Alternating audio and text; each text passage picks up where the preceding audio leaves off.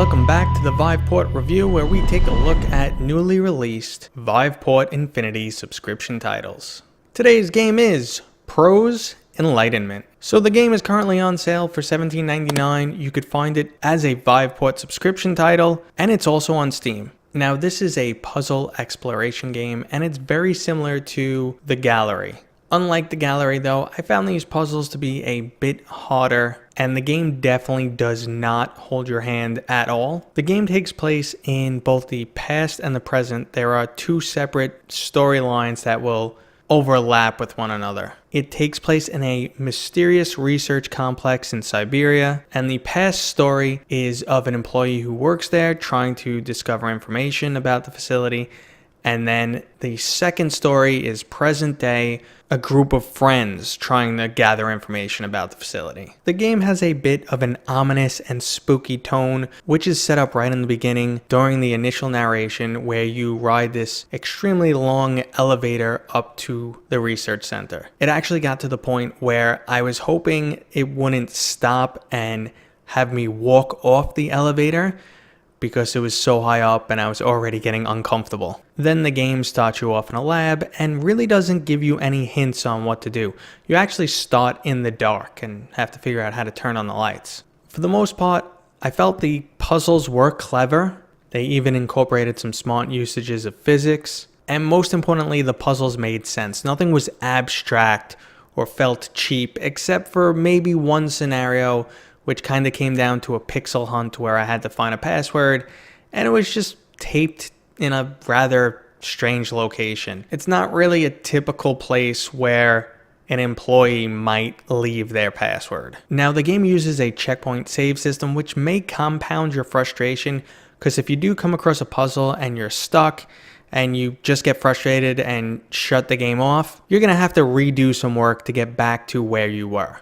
I personally had to replay the initial puzzle set 3 times due to 1, frustration, and 2, game bugs. Now, I really didn't run into many bugs except for the roller coaster ride setting my seat position. That was fun. And this physics bug that completely made a power cable disappear from the game, causing me to have to restart and replay the initial narration and first set of puzzles. Graphically, it's a nice looking game. The atmosphere is fantastic. If I had to nitpick, I would complain about the voice acting.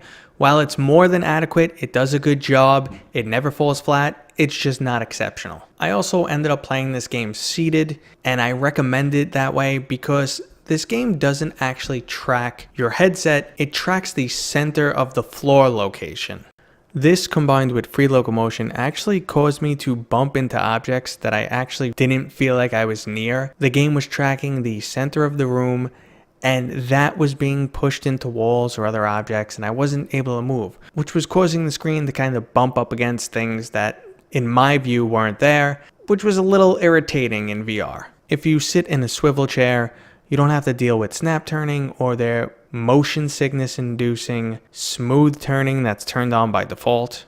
Personally, in a game like this, I would have enjoyed having a teleportation mechanic, but that's just me. Now, it's pretty easy to recommend this game if you have any interest in puzzle or exploration games. My only reservation would be for those who are either easily spooked, like really easily spooked, or you get frustrated easily. Now, like I said, this game is extremely similar to something like The Gallery, and if you enjoyed that game, I cannot see you being disappointed by this game. It's hard to put a time limit on a game like this because it's completely dependent on how quickly you're able to solve puzzles. Occasionally, I'd find myself stuck for 5 or 10 minutes, but if nothing slowed you down and you were able to just blast through this game, it's only going to be a few hours long, maybe at most 4. If you get stuck all the time, who knows how long it's going to take you. So if you're looking for a story-based experience, enjoy puzzles, and you have a Viveport subscription, hands down, pick it up, no brainer. If you're on the fence, the sale price of $17.99 might be a little bit too much, as there's no real replayability, but it's a cool experience that I do recommend. Alright guys, I hope you enjoyed this video. As always, if you like this content, go ahead, give it a thumbs up, and don't forget to subscribe. I will see you guys next time.